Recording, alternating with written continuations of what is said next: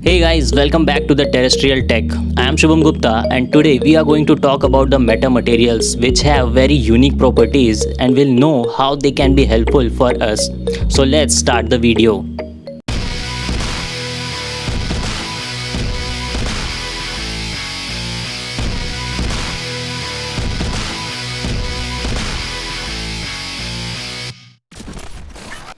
Metamaterials are the materials that are artificially developed and whose properties are derived from their internal microstructure instead of their chemical composition.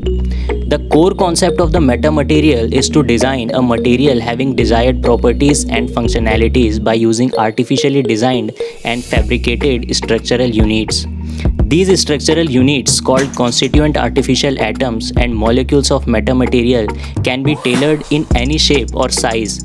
Their lattice constant and interatomic interaction can be artificially tuned, as well as their defects can be designed and placed anywhere. By the use of engineering, these nanoscale unit cells can be arranged in desired architecture and geometry so that the refractive index of a metamaterial should be tuned to positive, 0, and even negative.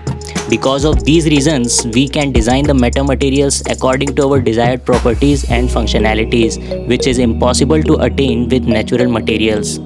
Theoretical properties of metamaterials was first described by Victor Veselago in 1960s, whose main focus was on the theoretical properties of the negative index materials at that time. But by the end of this century, his concepts changed into reality. Metamaterials are typically composed of several unit cells called metaatoms. These unit cells can be microscopically built by using metals or dielectrics such as plastic. Their shape, size, geometry, orientation, and arrangements can affect lights in an unconventional manner, such as creating resonance and creating unusual values for macroscopic permittivity and permeability.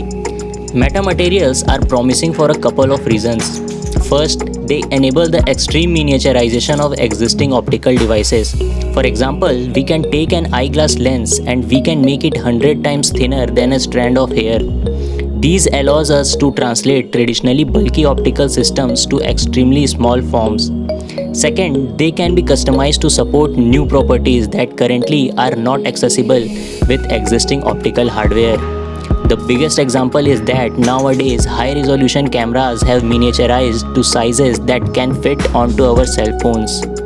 One of the most important properties of metamaterials is the negative index of refraction of light and other radiations.